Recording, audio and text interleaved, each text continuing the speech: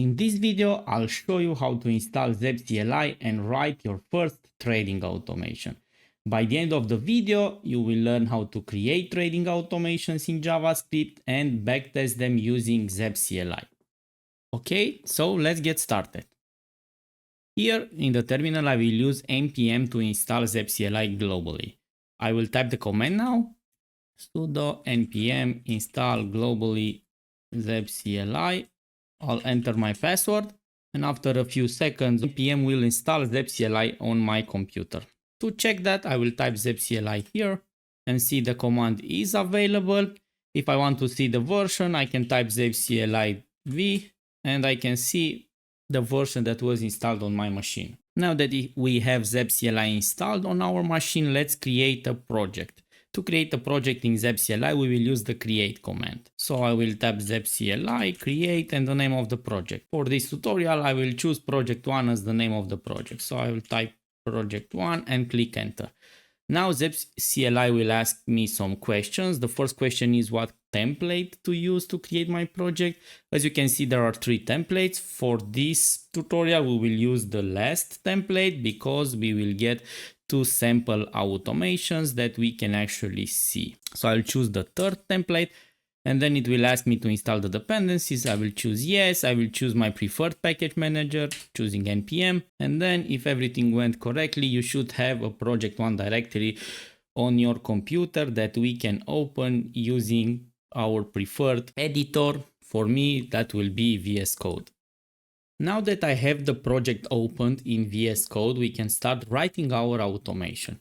As you can see, this project has some directories in here. We will ignore them for now and focus only on the source directory, where we have 2 sample automations. One automation written in ZPLang, which just buys 1 share of Apple and Microsoft, and the other automation written in JavaScript, which is the automation we will be focusing in this tutorial. To make this very simple, we will start from scratch. So let's close that and delete everything in here. And we will start with a pretty simple automation. Buy 1 share of Apple if close price is over 200. This will be the first automation that we will write. Okay, so now let's write this automation. First, we're gonna need is to get the bar of Apple, so we can store that. Okay, now that we have the bar of Apple, we just need to check if apple.close is greater than 200. If it's true, we actually buy 1 share of Apple. This is it. This is the first automation that only buys 1 share of Apple if the price is over 200. Let's delete Microsoft from here. Now that we are done with writing the automation, let's try to execute this automation. To execute an automation in ZapCLI, you need to use the execute command. Before we actually execute this command, let's try and see the help for this command. So I will open my terminal, make it a little bit bigger, and I will write ZapCLI execute and try to see the help. So as you can see, this is the help for the execute command, and we can see here that the execute command requires the file, which is actually the name of the file where our automation is written, and then it has some options. For this tutorial, we will only focus on the date option, which is the date when this automation will run. So to run this automation, all we have to do is type ZapCLI execute, the name of the file. Here I will type hello.js, and now I need to pass the date when this automation will actually run. But we will not do that here in the terminal, because we can actually, if we don't do it in the terminal, ZapCLI will try to read the date from the configuration file. If I open the Explorer again, and I'm showing you the files in here, you can see the project has a configuration file. Here in the configuration file, we have an execute area where we can find the date. This is the date that ZapCLI will use if you don't pass the date as a parameter in here. Currently, the date is is set to 20/05/2024. So if I run this automation now, the automation will run on this date. But before actually executing this automation, let me do two things. First, let me go to the data directory and actually delete all the data I have in here. This is just to show you that ZapCLI actually will download the data automatically depending on your automation. So if my automation requires Apple, it will download the data for Apple. If you actually put more symbols in here, ZapCLI will download the data for specific symbols in here. And the second thing is I want to actually see the order generated by this automation.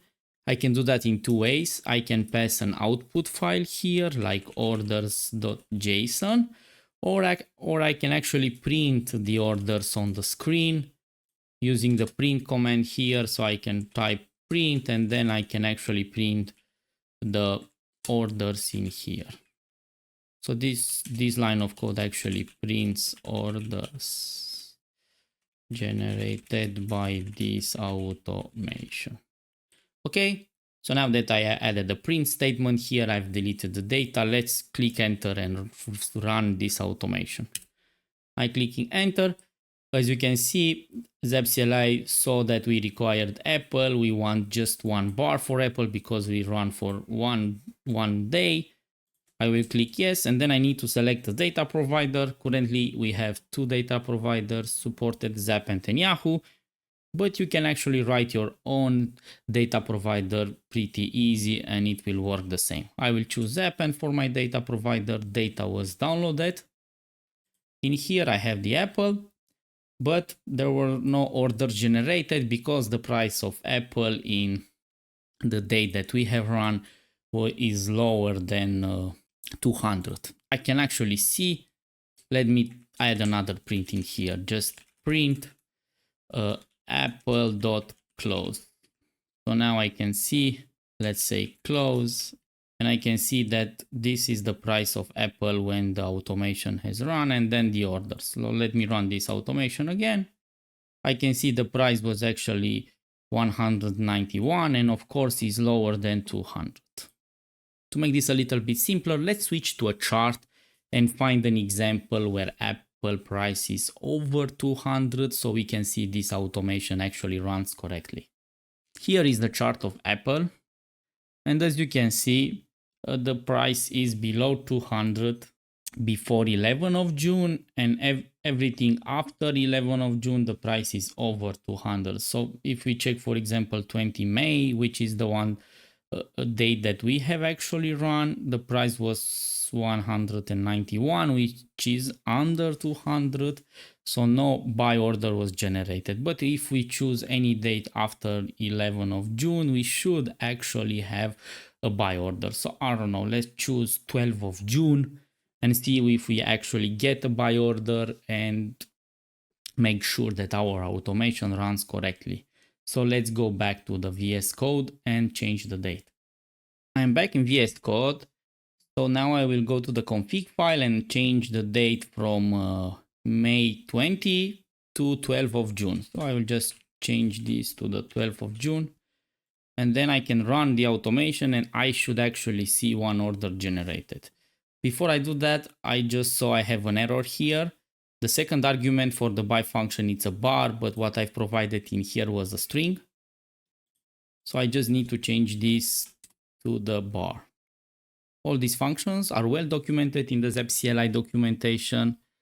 So if you want to read more about the functions I'm using here, please refer to the documentation. Okay, now that I fixed the error in here, I will just need to run this automation again. Of course, I will need the data for the 12th of June because it's the first time I'm running on that date. So I choose append, and as you can see, everything works. I have the order because the price is 213, which is over 200, which makes this automation generate by one buy order. Now that we know how to write an automation and execute automation, let's try to backtest this automation. For our backtest example, let's choose something very simple. Backtest this automation for 10 days. So this automation will be run every day for the I don't know, last 10 days or a period of time that we will gonna choose. To backtest an automation using ZapCLI, you need to use the backtest command. So let's see the help for the backtest command. As you can see, the backtest command is pretty similar to the execute command. It expects a file, which is the name of the file where your automation was written, and then some options. The options we will focus is the start and the end date. So let's write our command to see how it will look. ZapCLI backtest, the name of the file, and then I will need to provide the start date and the end date. But I will not provide them in here. I will do the same as I did with the execute command. I will provide them in the configuration file. If you go to the configuration file, you will find the backtest area, and here you can provide the start and the end date for these parameters. It is much easier to provide them in here, easier to change. So I will choose this option to provide the start and the end date for my backtest. We know that the price of Apple will be over 200 after 11 of June. So let's choose a period that will include that. So I will choose 6th of June, 24 maybe, and then something before June like 5. So I will have 5 of June and 24 of June. That's all. All I need to do now is to run the backtest. So I'll click enter. The first thing will be to download the data for the backtest. As you can see, ZapCLI automatically downloads all the data required for your backtest. So if you run this backtest again and just change little things in the automation, you will already have the data. You don't need to download it again, and the backtest will run very, very fast. So I will choose yes, download the data, use ZapEnt as my data provider, and I have my result. Let's make this a little bit bigger. As you can see, this is the result. The backtest started with 10K and ended with 9,970. So I lost $30. Here are analyzer. Each analyzer provides you with some information. I will not discuss too much the analyzers in this video. I will make a separate video specifically for the analyzer because are very important, and you can actually write your own analyzers in ZapCLI. The current ones that I have here are the returns. As you can see, in the first few days, all my money were in cash because the price of Apple was under 200. And only after the 11, as you can see, I started by 1 share of Apple. Here is the drawdown. You can see the drawdown in here and all the things related to the drawdown. Here I have a general analyzer, which is the number of trades, winning trades, losing trades, and everything in here. And here are the positions. I only have, of course, one position, Apple. I opened this position in 11, as we already know, because this is when the price of Apple was over 200. And then I started added 1 share every day until the end of the period, which was like 9 days after. So I had 9 units at the end of the 24. As pretty as this backtest result looks in the terminal, and you can actually see all the analyzers and everything in here, sometimes it's much easier to read the visual representation and have like some charts where you can actually see your equity curve, your cash curve, and the PL and everything. Using ZapCLI, you can actually do that. If I'm opening the Explorer, you can see that we have a reports directory in here where we have an HTML report in here. If you don't have this file, you can actually generate that using the ZapCLI report command. So if I'm typing ZapCLI report, this will regenerate this file for me. This file is actually loading our backtest result and displaying it in a nice visual representation. Or every time you run a backtest, the result of the backtest is stored in this directory. It has the same name as the name of the automation if you don't provide a specific name. And everything you see here in the terminal, it's the same as in this JSON file. We can actually see it in here, everything, all the analyzers with all the data. And then this HTML file actually loads that JSON and displays the data in a nice visual representation. If you want to see it, just open it in any browser. I can open it in here if I want. I don't know, put it in here, make some space for it so you can see it better. Hide the Explorer. And here you can see the same report that we saw here in the terminal, but in a more visual representation. As you can see, you can easily see that the red line, for example, is the cache line. And you can see that in the first days, there was no purchase with this backtest, but then after 10, I started buying 1 share of Apple every day. So my cash started going down and down, but my total value remained the same, around 10K. For my profit and losses, as you can see, I actually made some profits in the first few days, but then lost everything in the last days. And of course, the drawdown, the maximum drawdown will be in the last days, and it's around $54. And of course, at the end, we have the positions, only one position, the Apple, that started in 11 and ended in 24. Now that we know how to write an automation, execute an automation, backtest an automation, and see the results of the automation, let's try writing a more complex automation.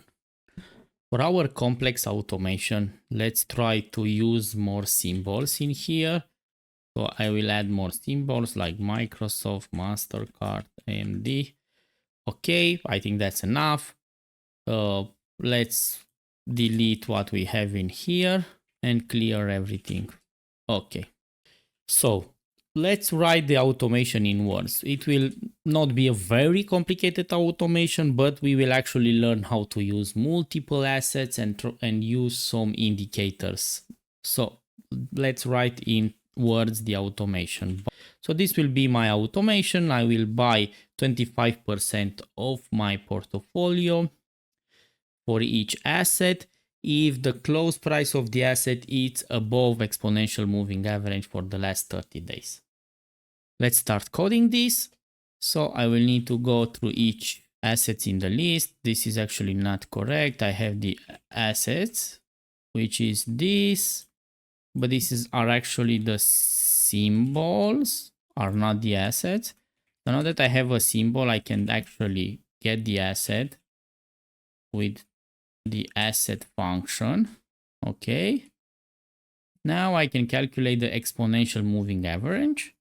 I can do it like this, 30, and the symbol. So now I have the asset.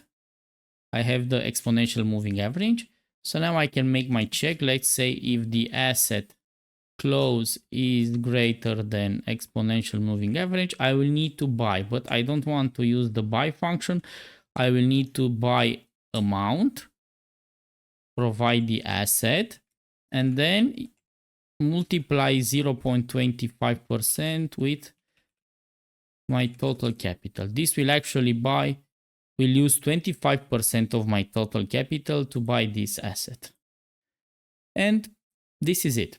The only problem with this automation is that if you run it every day, let's say you run it Monday, it will buy 25% of Apple because the price is above exponential moving average. And if you run it Tuesday and the price of Apple is still above exponential moving average, it will buy you again 25% of your total capital. So to fix this, we can do it in multiple ways.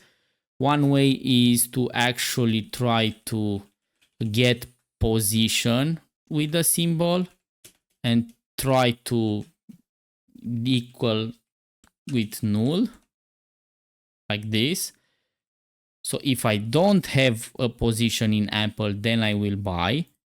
Or another way to do this, and I think it's much simpler, is to actually use the balance function, which will automatically balance the portfolio and do everything for you. If you need to read more about the balance function, it's a very powerful and very useful function. Please go to the documentation where you have specific examples on how to use the balance function and what exactly this function does. So with this in mind, I think we have everything. This is the automation. It will go through all of this. We can actually test this automation. Let's open the terminal and try to run this.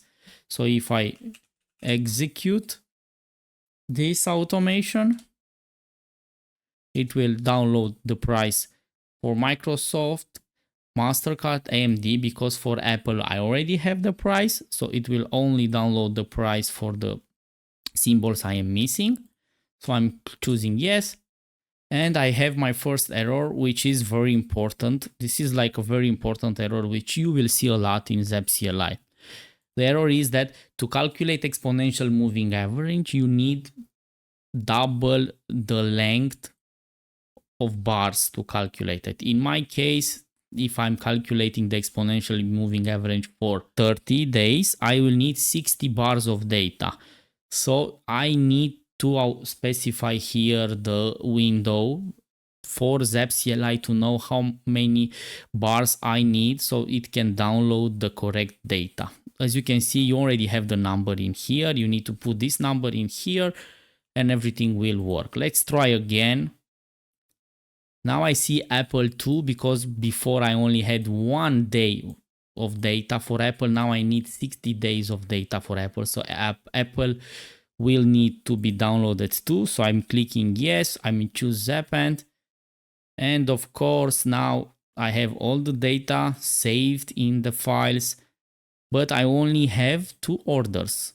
Why I only have 2 orders? Because only these 2 assets, Apple and Microsoft, are above exponential moving average in the date this automation had run. How can we check the date? Of course, we can go to the configuration file in the execute and see the date is 12th of June. We can actually see that in here too, that the date was 12th of June. And of course, if we go to a chart and try to check the price of MasterCard in the 12th of June, we should see that the exponential moving average is above the closing price. So let's switch to a chart. And if I go and go to MasterCard, and I will go to 12th of June, which is this one, you can see the price of MasterCard is under exponential moving average for the last 30 days. This is the purple one. And if I want to actually test this is working, I can run this automation on a different date. Let's say I run it on the 20th of June. This will actually give me an order for MasterCard too. So let's go again to the code and go to the config and change the date from 12 to 20. Try to run this automation again, download the price. And as you can see, now I have 1 order extra because the MasterCard price is above exponential moving average. I actually have all of the symbols in here as an order because this actually over exponential moving average. Now, of course, I can do the same as I did with the previous automation. I can backtest this. Pretty simple, just run the backtest. It will run on the dates I have in here. I will not change the dates, doesn't matter. This of course will need 73 bars because I will need 60 days for exponential moving average plus the 13 days, which is the period of the backtest. Everything will be downloaded automatically and I have all my orders and everything in here. And if I open the report, as you know, the report is in here. I can open the report and check the result in here. As you can see, this is the report. I started to buy in the first days, then I sold some shares, then I bought again.